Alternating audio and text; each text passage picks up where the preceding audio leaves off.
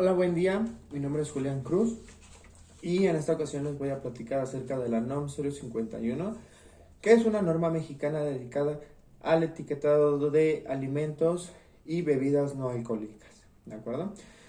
Entonces, bueno, esta norma contiene en total 11 capítulos, de los cuales nosotros simplemente vamos a estar tocando 7 capítulos.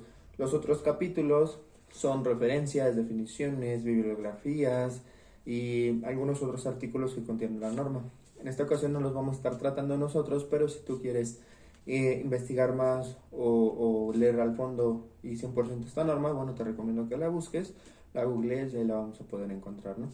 En esta ocasión nosotros vamos a tratar de explicar un poco los puntos de la norma, cómo es que se desarrolla, cuáles son los puntos principales y bueno, en este caso nosotros vamos a empezar por el punto 4, ¿no? Que son las especificaciones que debe contener la etiqueta. Pero no sin antes pues hablarles acerca de cuál es el objetivo y el campo de aplicación de esta norma. Y bueno, en este caso, esta norma oficial mexicana tiene por objetivo establecer la información comercial y sanitaria que debe contener el etiquetado de los alimentos y bebidas no alcohólicas preenvasadas de fabricación nacional o extranjera, así como determinar las características de dicha información. Y bueno, esta norma se aplica a todos los alimentos y bebidas no alcohólicas preenvasadas de fabricación nacional y extranjeras destinadas al consumidor en territorio nacional. Esto quiere decir que todos los alimentos y bebidas no alcohólicas que sean preenvasadas, ya sean en México o en otro país, tienen que contener en la etiqueta estas características o lo que vamos a leer a continuación de esta norma, ¿de acuerdo? Sin embargo, hay algunos puntos a los que no aplica.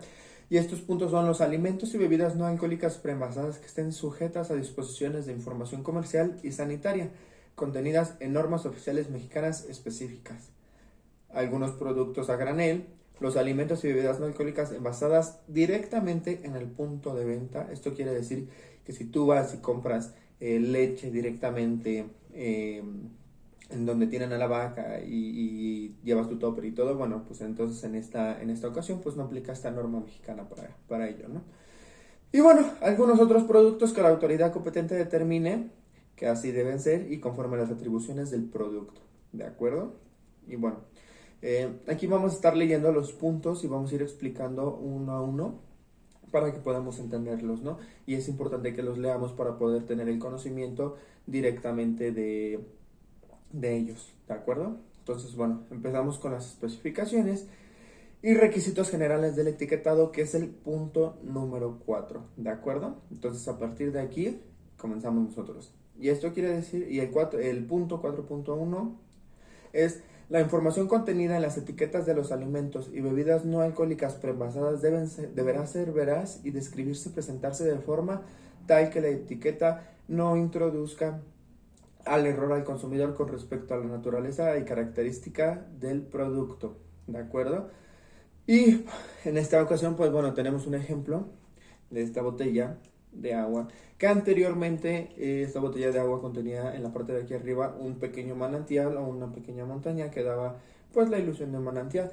Sin embargo, esta agua no es de manantial, por lo que la marca, conforme a esta norma, tuvo que quitar ese manantial y colocar lo que ahora vemos como símbolos simplemente y colores, ¿de acuerdo? Entonces, los productos deben ser así, no deben ser engañosos y deben ser claros para el consumidor sobre qué es lo que está consumiendo, ¿de acuerdo?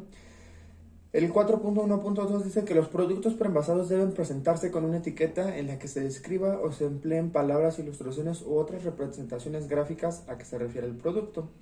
Y bueno, las etiquetas que contengan los productos preenvasados pueden incorporar la descripción gráfica, descriptiva o visual de la sugerencia de uso, empleo, preparación o condición en la que aparezca una leyenda alusiva al respecto, ¿de acuerdo? Entonces, bueno, respecto a este punto que hemos leído, pues pueden incorporar imágenes, ilustraciones o alguna otra representación que nos indique qué es lo que contiene el producto, ¿no? En este caso tenemos unos arándanos, los que pues precisamente, como podemos ver, y más claro no puede ser, tenemos la presentación, los arándanos, ¿no? Y bueno, aquí podemos ver esa ilustración gráfica y tal cual de lo que contiene el producto, ¿no? El siguiente punto es la lista de los ingredientes. Y bueno, en este punto, en la etiqueta de los productos preenvasados cuya comercialización se haya o se haga, perdón, en forma individual, debe figurar una lista de ingredientes, la cual puede eximirse cuando se trate de productos de un solo ingrediente. La lista de ingredientes debe ir encabezada o procedida por el término ingrediente. Y en este punto nos vamos a detener y vamos a explicar que cuando tenemos, como en este caso, como todos conocen, un aceite de oliva, el único ingrediente que tiene es oliva, digo, pero es lo único que contiene, ¿no? Claro, cuando es extra virgen o puro. ¿De acuerdo? Entonces, en esta ocasión, aquí esta marca decidió agregar la lista. Sin embargo, como podemos ver, es una muy pequeña lista y dice aceite de oliva extra virgen, ¿de acuerdo? Entonces, en esta ocasión, la marca pudo haberlo quitado, sin embargo, decidieron ponerlo, ¿vale? Pero, pues, en esta ocasión se puede quitar. Y por otro lado, tenemos un chocolate en el cual, bueno, aquí sí vienen directamente la lista de todos los ingredientes que contiene este chocolate, ¿de acuerdo? Entonces, en este punto, bueno, creo que queda bastante claro, pero también viene otro punto que es el 4.2.2.1.3, que dice que se debe declarar un ingrediente compuesto cuando constituya más del 5% del alimento y o bebida no alcohólica, y debe ir acompañado de una lista breve entre paréntesis de sus ingredientes constituidos por el orden cualitativo decreciente, es decir, de más a menos, incluidos los aditivos que desempeñen una función tecnológica en el producto acabado o que se asocien a reacciones alérgicas, ¿de acuerdo? Entonces, en este caso, vamos a poner el ejemplo de un refresco gaseoso en el cual vienen los gasificantes, y los gasificantes no son otra cosa más que bicarbonato de sodio y amoníaco. Entonces, si ustedes revisan algún refresco que tenga gasificantes, podrán revisar en la lista de ingredientes que dice gasificantes y entre paréntesis tenemos bicarbonato de sodio y amoníaco, ¿de acuerdo? No obstante, lo estipulado en el punto anterior, la manteca de cerdo, la grasa de bovino o cebo se deben declarar siempre por sus denominaciones específicas, es decir, no por lo que lo constituye ni por lo que está hecho, sino por estas denominaciones específicas, ¿de acuerdo? Y bueno, el siguiente punto es el 4.2.2.2, que son coadyuvantes de elaboración y transferencia de aditivos. Y bueno, aquí debe ser incluido en una lista de ingredientes todo aditivo que haya sido empleado en los ingredientes de un alimento o bebida no alcohólica preenvasada y que se transfiera a otro producto preenvasado en cantidad notable. Este punto hay que resaltarlo. Y para siempre desempeñar en él una función tecnológica. Es decir, si tienes una lista de materiales, pues bueno, y esos ingredientes, perdón, a su vez están constituidos por otros ingredientes, tienen que tener el 5% o sea, ese ingrediente debe estar constituido mínimo del 5% para que pueda ser ingresado en la lista de materiales. Si no lo constituye, pues bueno, no se incluye, ¿no? Y en esta ocasión, bueno, están exentos de su declaración en la lista de ingredientes los aditivos transferidos a los alimentos y bebidas no alcohólicas preenvasadas que ya no cumplen una función tecnológica en el producto terminado, así como los coadyuvantes de la elaboración, excepto aquellos que puedan causar hipersensibilidad.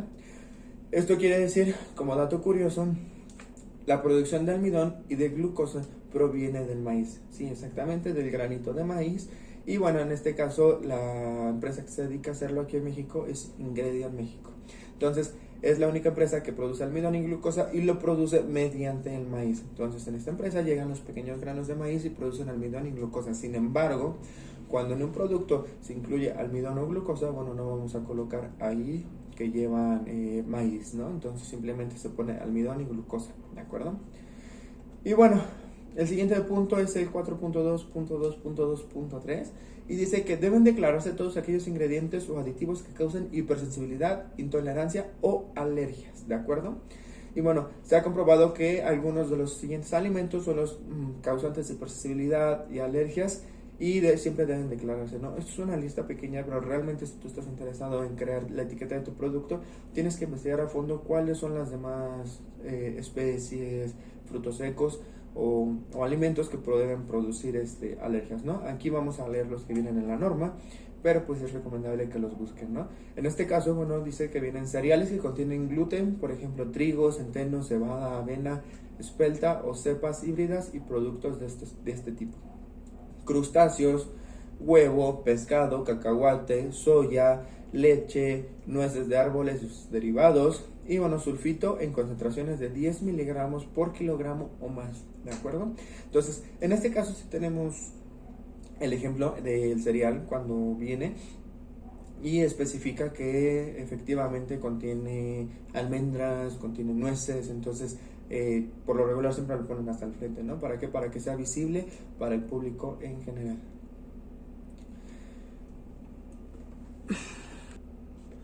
Como por ejemplo, en este caso, bueno, tenemos el cereal y aquí nos especifica que contiene gluten y contiene almendras, ¿de acuerdo? Entonces, bueno, aquí en este punto es importante recalcarlo dentro del empaque y etiquetado, ¿de acuerdo? Entonces, seguimos con el siguiente punto que es el 4.2.2.3 que es el etiquetado cuantitativo de los ingredientes. Esto quiere decir que en todo alimento o bebida no alcohólica, como lo especifica esta norma, preenvasado que se venda como mezcla o combinación, se declarará el porcentaje de ingrediente con respecto al peso o al volumen que corresponda del ingrediente al momento de la elaboración del alimento, ¿de acuerdo? Esto quiere decir que enfatiza en la etiqueta presente por medio de palabras, imágenes o gráficos y no figura el nombre de denominación de alimentos, bebidas no alcohólicas, preenvasados y esencial para el caso. Y bueno, para alimentos que han perdido humedad luego de un tratamiento térmico o un tratamiento, el porcentaje con respecto al peso o al volumen corresponde a la cantidad del ingrediente o ingredientes usados en relación con el producto terminado. Aquí tenemos un ejemplo, realmente aquí no tengo un jugo de arándano, pero bueno, me faltó, pero un ejemplo es el jugo de arándano, ¿no? El arándano es un fruto y al final para llevarlo a la empresa donde se fabrica el jugo de arándano no se puede llevar como tal el arándano en la presentación normal, ¿no? Porque pues contiene agua y bueno, si lo aplastan pues se deshace y todo. Entonces lo que hacen es secar el fruto y después poderlo transportar a las plantas. Entonces en este caso, bueno, es un ejemplo muy claro en el cual al final no se dice que el contenido neto es del ingrediente, que en este caso es arándano, algún saborizante y otra cosa. En cuestiones del arándano se tiene el peso o el volumen o el gramaje exacto, pero del arándano seco, jamás del arándano como tal, con juguito y todo, ¿de acuerdo? Bueno, el siguiente punto es el 4.2.3, que es el contenido neto y masa drenada. Por masa drenada entendemos exactamente lo mismo, es un contenido neto, es el contenido que tiene cierto producto y bueno, y dice que debe declararse el contenido neto y cuando aplique la masa drenada en unidades del Sistema General de Medida de conformidad a lo que establece la norma oficial 030 del 2006, ¿sale? Independientemente de que también pueda expresarse en otras unidades. Y bueno, en este caso pues tendremos que meternos a la norma 030 si es que nosotros tenemos en el caso de que queremos agregar masa drenada y no contenido neto, ¿de acuerdo?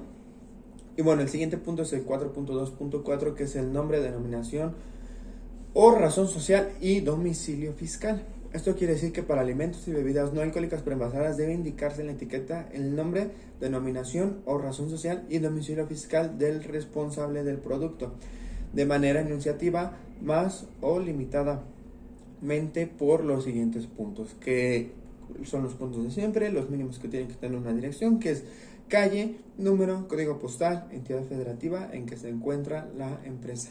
En este caso nosotros tenemos un ejemplo, que es este yogur, donde precisamente viene que está hecho en México, que está hecho que ahí viene la dirección de entrega, bueno, del domicilio fiscal y bueno, su razón social, ¿no? Que en este caso es Sigma Alimentos Lácteos y bueno, está aquí su dirección, ¿no? Entonces, siempre debe contener la etiqueta el domicilio fiscal y por domicilio fiscal no necesariamente nos referimos a la planta de producción, sino donde están las oficinas y donde se ven todos los temas legales, ¿de acuerdo? Para productos preenvasados importados debe indicarse en la etiqueta el nombre, denominación o razón social y domicilio fiscal del responsable del producto. En esta información puede incorporarse el producto preenvasado en el territorio nacional, después del despacheo aduanero y antes de la comercialización del producto.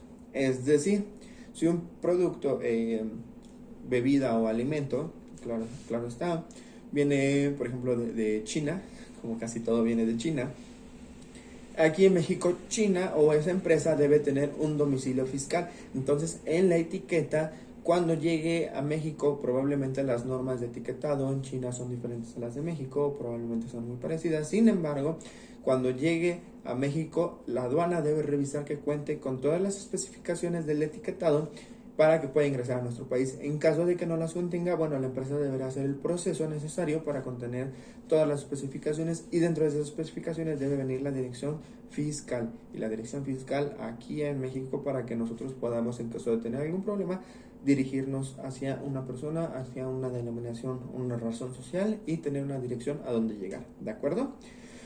También debe contener el país de origen, que es el punto 4.2.5, y bueno, el país de origen, como todos sabemos, debe tener algunas veces tiene el eslogan o la denominación hecho en, y bueno, esto no solo en productos de consumo, alimentos o bebidas no alcohólicas, sino prácticamente en todos los productos, ¿no? Y hemos visto el eslogancito hecho en México, o el más común, hecho en China y hecho en Taiwán, ¿de acuerdo? Entonces debe contener el país de origen. Si este caso, bueno, es México y dices que estamos en México, necesito ponerle, pues sí se necesita poner con el eslogan hecho en y México, ¿de acuerdo?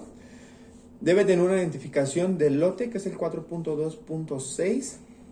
Y esto, bueno, ya sabemos que el lote es un lote de producción, y precisamente se pone en todos los productos, alimentos y bebidas, por si en este caso se llega a tener algún problema, que se identifique que algún ingrediente estaba en mal estado, no fue bien ocupado, se puso en cantidades que pueden ser dañinas para la salud. Bueno, entonces gracias a este lote podemos recolectar en todos los establecimientos donde se distribuyó, y bueno, podemos recolectarlos de nuevo y llevarlo a la empresa, ¿de acuerdo? Entonces es muy importante que contenga el lote de producción, ¿de acuerdo? Y bueno, como 4.2.7 debe tener fecha de caducidad de consumo preferente, ¿de acuerdo? Entonces, en esta ocasión, bueno, hay dos tipos aquí que nos marca la norma de fechas de consumo. Hay una que es máximo de 3 meses a partir de la elaboración del producto, y esta otra que es superior a 3 meses, que ya podemos hablar de 1 año, 2 años, 3 años, dependiendo del producto, pero es mayor a 3 meses, ¿de acuerdo? Entonces, en la primera, en la que es menor a 3 meses, debe tener el día y el mes de caducidad, y en la segunda, que es mayor a 3 meses, debe contener el mes y el año en que caduca el producto, ¿vale? Y pues por lo regular debe tener consumir preferentemente, antes de consumir preferentemente, algunas por ahí abreviaciones, o la denominación CAD, que es caducidad, ¿de acuerdo? Que es la que vemos comúnmente en todos. Y bueno, al declarar la fecha de caducidad del consumo preferente, se debe indicar en la etiqueta cualquiera de las condiciones especiales que se requiera para la conservación del alimento o bebida no alcohólica preenvasada. Si de su cumplimiento depende la validez de la fecha, ¿ok? Y por ejemplo, se puede incluir leyendas como manténganse en refrigeración, consérvense en congelación, si una vez descongelado no deberá volverse a congelar, si una vez abierto, consérvense en refrigeración, o algunas otras tecnologías como las hemos visto, ¿no? Manténganse en un lugar seco, manténganse en un lugar húmedo, manténganse en un lugar fresco. Entonces todas estas denominaciones también tienen que venir, siempre y cuando sean o afecten el consumo del alimento o de la bebida, ¿de acuerdo? Y bueno, hay algunos alimentos que no requerirán la declaración de la fecha de caducidad o consumo preferente, que este es el punto 4.2.7.4, y estos alimentos son vinagre, sal de calidad alimentaria, azúcar de sodio, productos de confitería que son considerados azúcares aromatizados y o colorados, y la goma de mascar. La goma de mascar es importante recalcar que debe ser goma de mascar sin azúcar, porque una vez que tenga azúcar tenemos la responsabilidad de colocarle fecha de caducidad. Y bueno, entonces estos alimentos son los que están ahí, ¿de acuerdo? El siguiente punto es el 4.2.8 y nos habla acerca de la información nutrimental. La declaración nutrimental en la etiqueta de los productos preenvasados es obligatoria, y es obligatorio declarar lo siguiente, con excepción de los alimentos y bebidas no alcohólicas preenvasados regulados por otros ordenamientos jurídicos. Pero bueno, eso ya serían temas más aparte, temas un poco más legales, de cuáles sí consideran que deben ser y cuáles no. Pero en el resto de todos los alimentos debe tener contenido energético, la cantidad de proteínas, la cantidad de hidratos, la cantidad de grasas o lípidos, que estas se expresan como grasas saturadas, y bueno, la cantidad de fibra dietética, la cantidad de sodio, la cantidad de cualquier otro nutrimento acerca del cual se haga una declaración de propiedades, y bueno, la cantidad de cualquier otro nutrimento que se considere importante regulado por los ordenamientos jurídicos. De esto daremos un poco, ahorita que veamos un cuadro, vamos a ver un poco más adelante ya un ejemplo de esto, claro, ¿de acuerdo? Entonces, bueno, independientemente de lo establecido en lo que acabamos de platicar, quedan exceptuados de incluir esta información nutrimental los siguientes productos, siempre y cuando no incluyan alguna declaración de propiedades, ¿de acuerdo? Que son productos de un solo ingrediente, como precisamente lo volvemos a ver aquí, el aceite de oliva, pues bueno, no contiene un cuadro de información nutrimental, ¿de acuerdo? Extractos de café o granos, que en este caso también tenemos un café aquí, y bueno, tampoco viene un cuadro de información nutrimental porque está exento de colocar. Infusiones, hierbas, tés instantáneos, solubles, vinagres fermentados y aguas purificadas embotelladas de agua mineral natural. Siempre y cuando sea natural, no podrá tener una tabla de información, pero si no es natural, con minerales, hay que incluir una tabla precisamente de información nutrimental, ¿de acuerdo?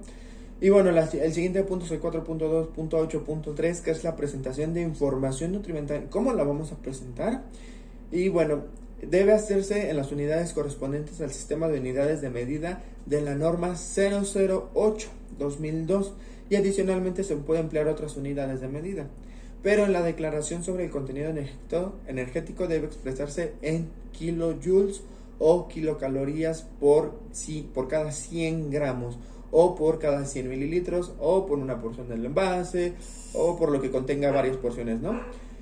Y bueno, cuando este contenido está en una sola porción. Y bueno, la declaración sobre la cantidad de proteínas, hidratos de carbono, carbohidratos, lípidos, grasas y sodio que contienen los alimentos y bebidas no alcohólicas debe siempre expresarse en unidades de medida por cada 100 gramos o cada 100 mililitros, lo que ya habíamos explicado anteriormente. Y bueno, aquí cabe recalcar que hay que tener tres valores bien enfocados, que es el nutrimento, que es la unidad de medida, que en el caso, aquí vamos a dar tres ejemplos, y son los valores nutricionales de referencia, que es la ingesta diaria recomendada y la ingesta diaria sugerida, ¿no? Por decir un ejemplo, tenemos la proteína, que está en gramos por cada kilogramo de peso corporal, y tenemos una ingesta diaria recomendada, no sugerida, y es de 1 gramo por kilogramo de peso corporal. La fibra dietética igual la tenemos en gramos, y la ingesta diaria recomendada es de 100 gramos, de 30 gramos, ¿de acuerdo? Y aquí tenemos la vitamina A, que igual está en microgramos, y es equivalente a una ingestión diaria sugerida de 568 gramos, ¿de acuerdo? Entonces aquí un ejemplo que en este caso, bueno, aquí viene, ¿no? Y lo tenemos como porcentaje de valor diario recomendado, ¿de acuerdo? Que es en un cereal. Y bueno, otro ejemplo es la vitamina A, que son microgramos equivalentes a retinol. Y bueno, tiene un valor nutricional de referencia, es la ingestión diaria sugerida, y la ingestión diaria sugerida es de 568 microgramos, ¿de acuerdo? El siguiente punto es la presentación de la información nutrimental, que en este caso tenemos como ejemplo, y es el ejemplo que habíamos quedado pendientes, donde teníamos la tablita. Y bueno, la información o la declaración nutrimental es contenido energético por envase. Y bueno, viene contenido energético, proteínas, grasas totales, grasas saturadas, hidratos de carbono disponibles, azúcares dañinos, fibra dietética y sodio, ¿de acuerdo? Entonces, este es el ejemplo, y así es como debe venir realmente la tablita esta, ¿no? Y bueno, aquí tenemos como siguiente punto el 4.2.8.3.7, tolerancias y cumplimientos, ¿de acuerdo? Entonces, la Secretaría de Salud puede establecer límites de tolerancia en relación con las exigencias de salud. Esto quiere decir que la Secretaría de Salud puede tener ciertos valores en los que pueden ser más o menos, ¿no? Siempre tenemos un valor máximo y un valor mínimo dentro del rango de tolerancias de estos grados, bueno, de porcentajes, ¿no? O gramos que contenga el alimento. Y bueno, el siguiente punto es el 4.2.9, que es la declaración de propiedades nutrimentales. Y bueno, no obstante a lo establecido en la presente norma, toda declaración respecto a las propiedades nutrimentales debe sujetarse a lo dispuesto en la norma 086, ¿de acuerdo? El siguiente punto es el 4.2.10, que es la presentación de los requisitos. Y bueno, aquí nos explica prácticamente que el relativo al lote, fecha de caducidad de consumo preferente puede ser colocado en cualquier parte del envase, y eso lo hemos visto, ¿no? Hay alimentos y bebidas no alcohólicas que tienen la fecha en la tapa, en la parte de abajo, en una esquina, en la etiqueta, entonces lo puedes colocar donde sea, siempre y cuando la coloques, ¿de acuerdo? El siguiente punto es el 4.2.11, que es el idioma, y nos dice que los alimentos y bebidas no alcohólicas preenvasadas deben ostentar la información obligatoria a la que se refiera en la norma oficial mexicana en idioma español, sin perjuicio de que se exprese en otros idiomas. Esto quiere decir que, bueno, toda esta información puede venir en chino, alemán, en cualquier idioma que tú gustes, siempre y cuando venga en el español y tenga la misma estructura y el mismo tipo de letra, ¿de acuerdo? No puede ser menor la de español, ni tampoco puede ser menor la que incluya, ¿ok? Entonces las dos deben estar iguales, por lo cual hay que tener cuidado para no tener una etiqueta pues repleta de información y que no nos quede de lugares para ilustrar, ¿no?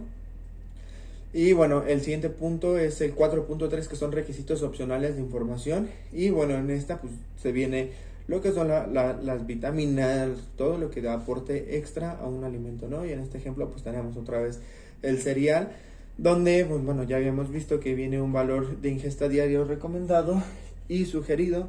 Y bueno, aquí prácticamente pues bueno, siempre son valores diferentes a los que ya tenemos arriba, ¿no? Que son las grasas, las calorías, el sodio, las proteínas, todo lo que ya hemos leído. Y adicional, bueno, en la parte de abajo, si lo podemos ver, aquí viene lo requerido por la norma, y en la parte de abajo viene lo adicional, que son las vitaminas, el hierro, los ácidos fosfóricos que tiene. Entonces todo esto, bueno, se agrega como extra, ¿de acuerdo? Y bueno, como siguiente punto tenemos el 4.3.2, que son las instrucciones para el uso, y la etiqueta debe contener las instrucciones de uso siempre y cuando sean necesarias sobre el modo de empleo. Es decir, por ejemplo, tenemos el ejemplo de una harina de trigo. Todos hemos visto una harina de trigo y bueno, normalmente viene mézclese con agua, mézclese con aceite y viene el porcentaje, ¿no? En referencias de tazas o de cucharadas, ¿de acuerdo? Entonces siempre debe contener estas especificaciones para que se haga un uso correcto del producto. Y bueno, ya como punto 5 y saliendo por fin del 4, tenemos los cálculos, que es el cálculo de nutrimentos, el cálculo de energía. En este caso tenemos para el cálculo de energía los carbohidratos disponibles, que aquí nos dice que 4 kilocalorías por gramo es el equivalente a 17 kilojoules por gramo, ¿de acuerdo? Y las proteínas, cada 4 kilocalorías sobre un gramo es referente a 17 kilojoules por gramo. Y las grasas son 9 kilocalorías por gramo sobre 37, bueno, que es el equivalente a 37 kilojoules por gramo, ¿de acuerdo? Y el cálculo de proteínas, la proteína contenida siempre debe ser igual al total de nitrógeno por 6.25, ¿de acuerdo? Y bueno, siguiendo al punto 6, las declaraciones de propiedades. Y bueno, en este apartado se basa en el principio de que ningún alimento y bebida alcohólica preenvasada deberá describirse o presentarse en forma falsa, equivocada o engañosa, o de ninguna manera que pueda creer en el consumidor una impresión errónea en cuanto a su naturaleza, como lo veíamos al principio en la botella de agua, ¿de acuerdo? Entonces ese punto está claro. Y bueno, se prohíbe el uso de las siguientes declaraciones, que son declaraciones que no pueden comprobarse sobre la utilidad de un alimento, declaraciones que pueden suscitar dudas sobre la inocuidad de los alimentos, o declaraciones que hagan suponer que un alimento puede quitar, ¿no? la ingesta o el equilibrio de una comida complementaria, ¿de acuerdo? También tienen que tener propiedades no debe contener propiedades potencialmente engañosas. Esto quiere decir que declaraciones que carezcan de sentido, no deben tener declaraciones como genuidad, salubridad, sanidad, sano, saludable, excepto las señaladas en los ordenamientos jurídicos. O sea, jamás un alimento puede decir que es un alimento saludable, ¿de acuerdo? Entonces, para que lo tengan presente. Y bueno, sin embargo, hay unas declaraciones que son condicionales, ¿no? Por ejemplo, podrá indicarse que un alimento ha adquirido un valor nutritivo especial o superior gracias a la adición de nutrimentos tales como vitaminas, nutrimentos orgánicos, pero esto siempre debe ser con el marco jurídico aplicable. En este caso volvemos a lo del cereal, en donde pues nos dice que tiene un mayor valor nutritivo de acuerdo a las vitaminas y el hierro y las proteínas que incluye el cereal por su parte, pero sin embargo es comprobable ya que tiene estudios y en casos de auditoría, bueno, lo puede comprobar, ¿de acuerdo? También debe cuidarse el término de natural, puro, fresco y de fabricación casera y cultivado biológicamente, orgánicamente, siempre y cuando estos términos se usen en constancias con las provisiones establecidas en el punto anterior, ¿de acuerdo? O sea, si no hay comprobabilidad, no puedes utilizar estas declaraciones. Y bueno, de aquí nos vamos al 6.3.4, que dice que no se podrán hacer declaraciones de propiedades cuando se pretende atribuir al producto características que no contiene o posee, ni declaraciones asociadas a la disminución o reducción de riesgos de enfermedades. Es decir, que un alimento no puede incluir las leyendas de este alimento no produce enfermedades, este alimento es saludable, este alimento es esto, este alimento es aquello, ¿de acuerdo? Entonces hay que tener cuidado en ese punto. El siguiente punto es el 7b, que son las leyendas. Y bueno, aquí nos dice que son leyendas precautorias. Y las leyendas precautorias deben hacer referencia al ingrediente o origen del ingrediente que ha basado en la información científica reconocida. Y bueno, pueden incluir leyes que promuevan una dieta recomendable, como la norma 043. En este caso, pues bueno, lo que decíamos, ¿no? De un producto, como lo es nuevamente el cereal, donde pues viene la leyenda de precaución y de que contiene gluten y contiene almendras. Entonces, en este caso, bueno, hay que tener cuidado con esa parte, ¿no? También intolerancia a la lactosa, como que viene leche entera o de leche descremada, todo ese tipo de situaciones deben atribuirse, ¿de acuerdo? Y por último, la verificación y la vigilancia de esta norma. La verificación y vigilancia de la presente norma oficial mexicana se llevará a cabo por la Procuraduría Federal del Consumidor y la Comisión Federal para la Protección de Riesgos Sanitarios en el ámbito de sus respectivas competencias, ¿de acuerdo? Entonces, esta norma va a ser regulada por estas dos instituciones, ¿no? La Comisión Federal del Consumidor y la Comisión Federal para la Protección contra Riesgos Sanitarios. Y por último, tenemos la evaluación de la conformidad, ¿no? Y esta norma oficial mexicana es certificable y las unidades de verificación de información comercial acreditadas y aprobadas por la Secretaría de Economía podrán evaluar la conformidad de la misma en términos de la Ley Federal sobre Metrología y Normalización, ¿de acuerdo? Entonces, bueno, esta fue la explicación un poco bastante larga de la norma 051, pero vaya, explicamos cada punto y por eso es que se extiende hasta este tiempo, ¿no? Sin embargo, es una norma que realmente debemos conocer para saber lo que debe tener nuestros alimentos y poder tener una noción en caso de que nosotros queramos también crear o vender un producto alimenticio o una bebida no alcohólica, pues qué datos debe contener nuestra etiqueta, ¿no? Entonces, esto ha sido todo por mi parte, espero les haya ayudado, espero les sirva, espero haya resuelto algunas dudas, espero pueda hacer un poco más explicativa esta norma. Y pues bueno, muchas gracias por escucharme, muchas gracias por verme y pues nos vemos. Hasta luego.